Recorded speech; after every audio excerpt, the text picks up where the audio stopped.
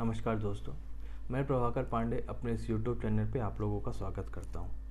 आशा करता हूँ इस कोरोना काल में आप और आपके पूरे परिवार वाले स्वस्थ और सुरक्षित होंगे।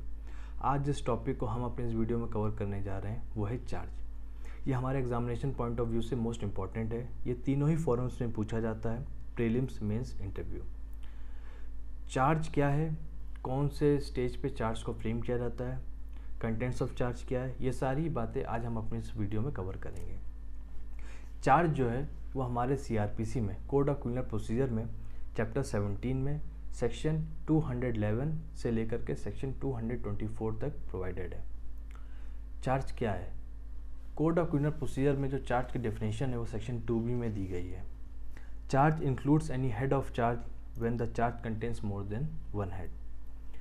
अब अगर इस डेफिनेशन को हम पढ़ें तो कोई क्लियर कट डेफिनेशन हमें समझ में नहीं आ रही है कि चार्ज वाकई में क्या है। तो उसके लिए हम चलेंगे अपने दो सुप्रीम कोर्ट के जजमेंट्स पे, VC Shukla versus state 1980 supreme court, Manipal versus state of Haryana 2010 supreme court. इन दोनों ही जजमेंट्स में ऑनरेबल सुप्रीम कोर्ट ने ये बात कहा कि charge is the prior notice given to the accused person to clear his mind. Charge जो है वो एक प्रायर नोटिस है जो एक एक्यूज पर्सन को दिया जाता है ताकि उसका जो माइंड है वो क्लियर हो सके, उसके माइंड में कोई एम्बिग्यूटी ना रहे, किसी भी तरीके का कोई कन्फ्यूजन ना रहे, उसे पता चले कि ट्रायल में उसे किन किन चीज़ों को फेस करना है, कौन सा पर्सन है, क्या इंसिडेंट है, कौन से टाइम पे, किस प्लेस पे, ये सारी बातें जो है वो चार्ज में लिखी जाएंगी और वो ताकि अपने डिफेंस को जो है वो प्रिपेयर कर सके। एक छोटा एग्जांपल ले लेते हैं। सपोज करिए कल आपका एग्ज़ाम है और आपको ये नहीं पता कि कौन सा सब्जेक्ट है और उस सब्जेक्ट का कौन सा टॉपिक आपसे पूछा जाएगा, तो मुझे नहीं लगता कि एग्ज़ाम दे पाना फिर आप लोगों के लिए पॉसिबल होगा।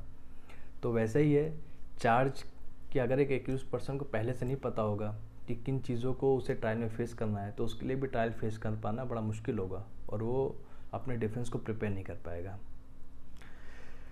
इसीलिए जो है चार्ज जो है वो पहले से एक्यूज पर्सन को बताया जाता है।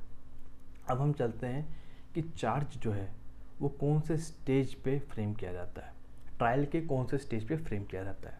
देखिए हमारे पास चार तरीके के ट्रायल्स हैं, session trial, warrant trial, summons trial, summary trial. Session trial जो है उसमें सेक्शन 228 के अंदर चार्ज फ्रेम होता है। वारंट ट्रायल जो है, वारंट ट्रायल भी दो तरीके के हैं। Warrant trial instituted on a police report यानी कि चालान चार्जशीट सेक्शन 173 में, तो उसमें जो है सेक्शन 240 के अंदर चार्ज फ्रेम होता है। Warrant trial instituted otherwise then on a police report यानी कि प्राइवेट कंप्लेंट, उसमें जो है चार्ज सेक्शन 246 सब सेक्शन 1 के अंदर फ्रेम होता है। समन्स ट्रायल, समरी ट्रायल के अंदर चार्ज फ्रेम नहीं होता। ये आपका प्रीलिम्स और इंटरव्यू का भी क्वेश्चन है, इसको याद रखिएगा। अब हम चलते हैं कि हमारा जो कंटेंट्स ऑफ चार्ज हैं वो क्या है, यानी चार्ज में हम किन किन चीज़ों को मेंशन करेंगे। तो ये दिया है हमारे सेक्शन 211 में। सेक्शन 211 आइए देखते हैं उसको। Sub section 1, every charge under this code shall state the offence with which the accused is charge. यानी कि चार्ज में जो है उस ऑफेंस के बारे में लिखा जाएगा जो एक एक्यूज पर्सन पे लगाया गया है। थेफ्ट है, मर्डर है, रॉबरी है, जो भी है वो जो भी ऑफेंस है वो चार्ज में लिखा जाएगा। सब सेक्शन 2 क्या कहता है, if the law which creates the offence gives it any specific name the offence may be describe in the charge by that name only. यानी कि अगर उस ऑफेंस का कोई स्पेसिफिक नेम है, अगर उसने चोरी किया थेफ्ट है, अगर उसने मर्डर मान लीजिए किससे खून किया मर्डर है, मारने का प्रयास किया अटेम्प्ट टू मर्डर है, तो जो उसने ऑफेंस किया है उसका अगर कोई स्पेसिफिक नेम है तो उस स्पेसिफिक नेम को भी चार्ज में लिखा जाएगा। सब सेक्शन 3 क्या कहता है, if the law which creates the offense does not give it any specific name, so much of the definition of the offense must be stated as to give the accused notice of the matter with which he is charged। यानी कि अगर कोई offence है उसका कोई specific name नहीं है तो उस ऑफेंस का जो डेफिनेशन है वो हम चार्ज में लिखेंगे। उतना डेफिनेशन लिखेंगे जितने से एक एक्यूज पर्सन को ये पता चल सके कि कौन सा ऑफेंस उसने किया है। ठीक है, अब सब सेक्शन 4 पे चलते हैं। सब सेक्शन 4 क्या कहता है, the law and section of the law against which the offence is said to have been committed shall be mention in the charge. यानी कि जो लॉ है, कौन सा लॉ उस पर अप्लाई हो रहा है और कौन सा सेक्शन उस पर लग रहा है वो भी हम चार्ज में लिखेंगे। मान लीजिए SC ST एक्ट के अंदर वो आ रहा है, कोई ड्रग्स का मामला NDPS में आ रहा है, कोई उसके पास अनलाइसेंस्ड आर्म है, इलीगल कोई उसके पास वेपन है, आर्म्स एक्ट के अंदर आ रहा है, तो जो लॉ है वो लिखेंगे एंड प्लस उसमें जो सेक्शन है, जो सेक्शन उस पर लगाया जा रहा है वो सेक्शन भी मेंशन किया जाएगा चार्ज में। सब सेक्शन अब जो है 5 क्या कहता है, the fact that the charge is made is equivalent to a statement that every legal condition required by law to constitute the offence charged was fulfilled in the particular case. Sub section 5 ये कहता है कि charge में जब भी हम section लिखेंगे तो हम ये मान करके चलेंगे कि जो सेक्शन लिखा गया है उस सेक्शन को लिखने से पहले जो भी लीगल रिक्वायरमेंट्स हैं वो फुलफ़िल कर ली गई हैं। देखिए जब जो सेक्शंस होते हैं, हमने देखा है सेक्शंस के नीचे तमाम उसके एक्सेप्शंस होते हैं, प्रोवाइजोज होते हैं। तो जब हम सेक्शन को लिखेंगे तो हम ये मान करके चलेंगे कि ये जो एक्सेप्शंस और जो प्रोवाइजोज हैं उसमें ये सेक्शन फॉल नहीं कर रहा, तभी हम इस सेक्शन को मेंशन कर रहे हैं। बस ये जो सब सेक्शन है वो इतनी सी बात कहता है। बाकी जब हम इलस्ट्रेशन ए और बी पढ़ेंगे, इलस्ट्रेशन ए और बी जो है वो हमारा सब सेक्शन 5 पर ही बेस्ड है। तो जब हम उन इलस्ट्रेशन को देखेंगे तो इसको फिर से एक बार डिस्कस कर लेंगे। सब सेक्शन 6 क्या कहता है कि जो चार्ज है जो कोर्ट का लैंग्वेज होगा उसी में लिखा जाएगा, सिंपल है।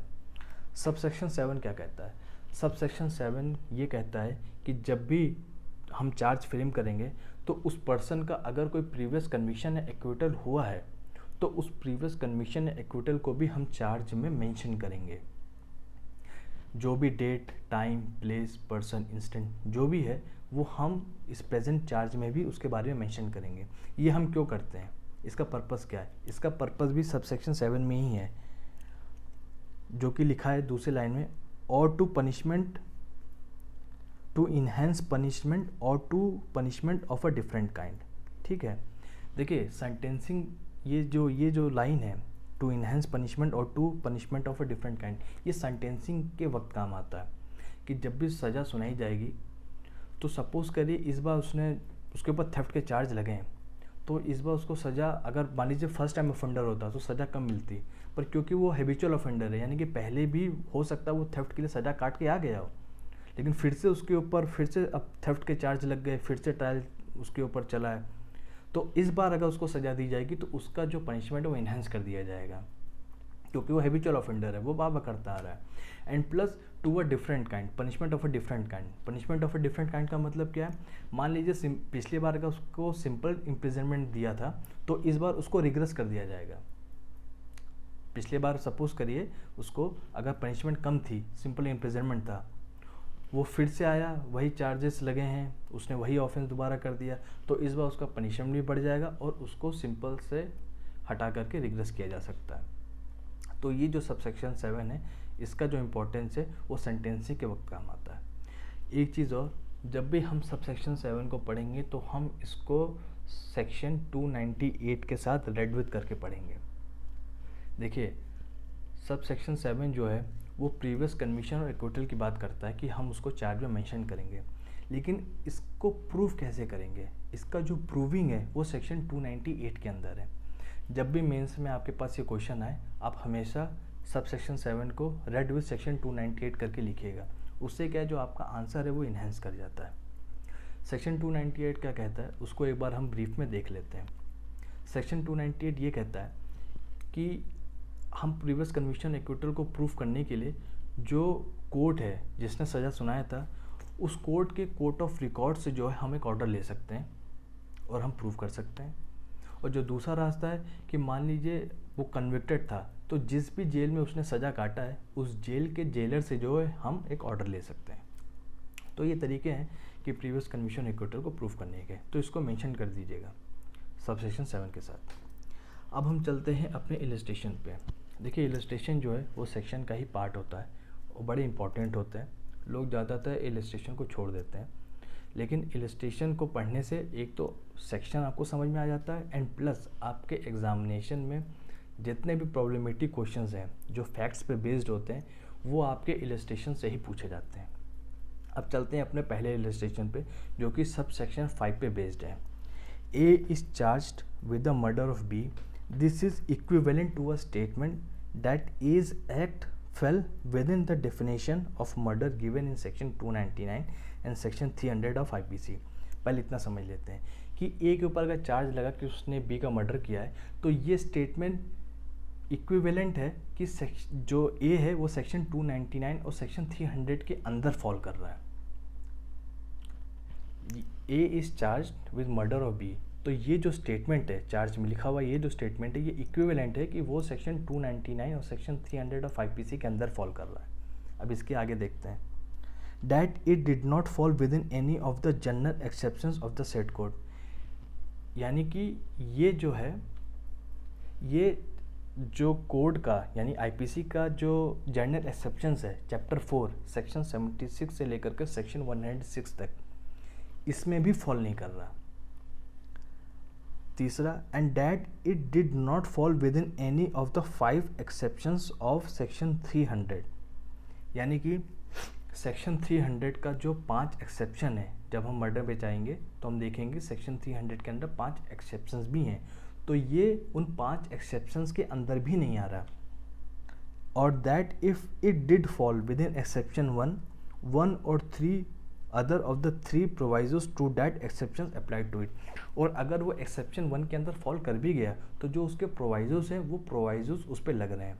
तो देखिए ये जो अभी हमने पढ़ा है ये सब एक लीगल रिक्वायरमेंट्स हैं। तो जब भी हमने चार्ज में लिखा कि A charged with murder of B, तो ये जो लीगल रिक्वायरमेंट्स हम ये मान करके चलेंगे कि ये पहले से फुलफ़िल हैं, ये पहले से ये लीगल रिक्वायरमेंट्स को फुलफ़िल कर लिया गया है, तभी हम जो है चार्ज में इसको मेंशन कर रहे हैं। अब हम चलते हैं अपने इलस्ट्रेशन बी पे। इलस्ट्रेशन बी क्या कहता है?